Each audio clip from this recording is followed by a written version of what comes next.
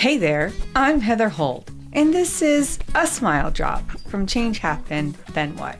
These are short reflections, little pauses in the day where we talk about life, change, and the moments that make us smile, even when things feel a little messy. No big interviews here, just a few honest thoughts shared heart to heart.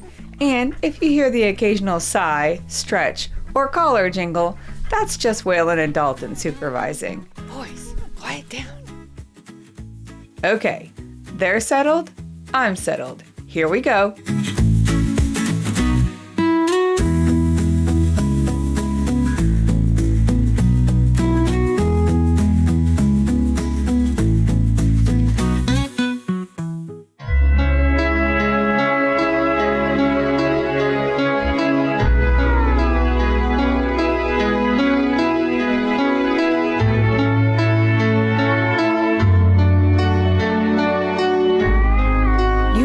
It's a full moon when you don't even have to look up.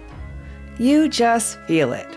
Someone cuts you off in traffic and you think, wow, that felt personal.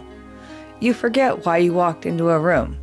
Your phone autocorrects something completely unhinged.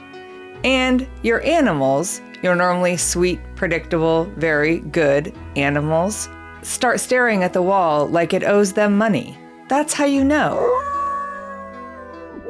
Full moon. People like to pretend it isn't real. They'll say things like, there's no scientific proof that the full moon affects our behavior. And I'd like to respectfully respond with, have you met people? Because nurses, teachers, therapists, bartenders, and anyone who has ever worked a night shift will tell you the same thing. Full moon nights are different. Emergency rooms get louder, emotions get closer to the surface, patience packs a bag and leaves town. And then there are the dogs. Let's talk about the dogs, because Labradors do not quietly experience lunar energy. They feel it deeply and dramatically with their whole bodies. Suddenly, bedtime is optional, every noise is suspicious, and every squirrel is a personal enemy. Waylon will pace the house like he's on security detail. The other will burst outside at midnight like, I must run! I don't know why, but I must! Cats get weirder. Birds get louder. Somewhere a raccoon is absolutely thriving.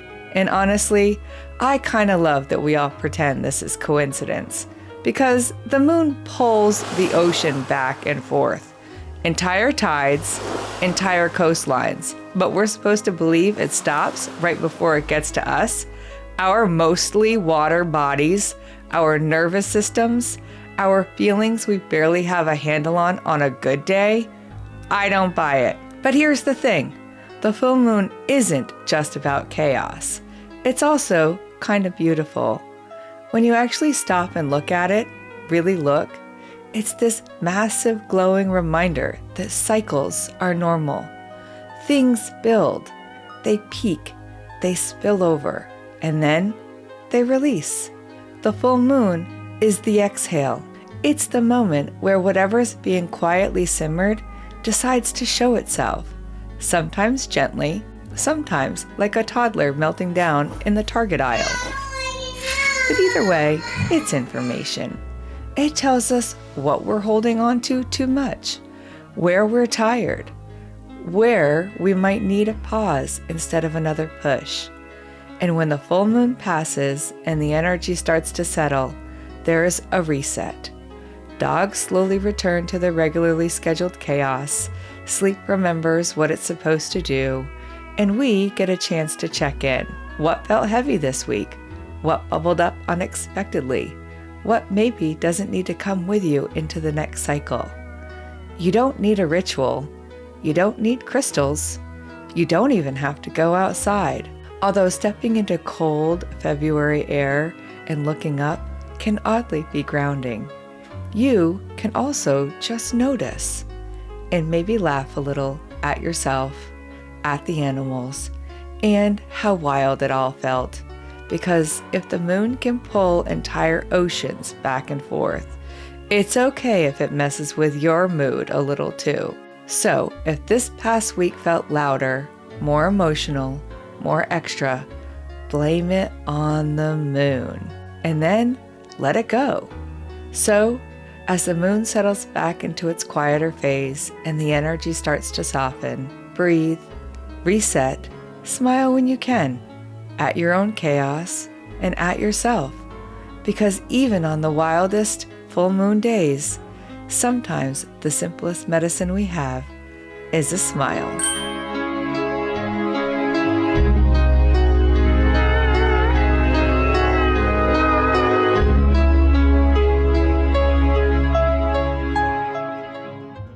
If this smile drop made your day 3% better, you're legally obligated, okay, not really, to visit changehappenpodcast.com.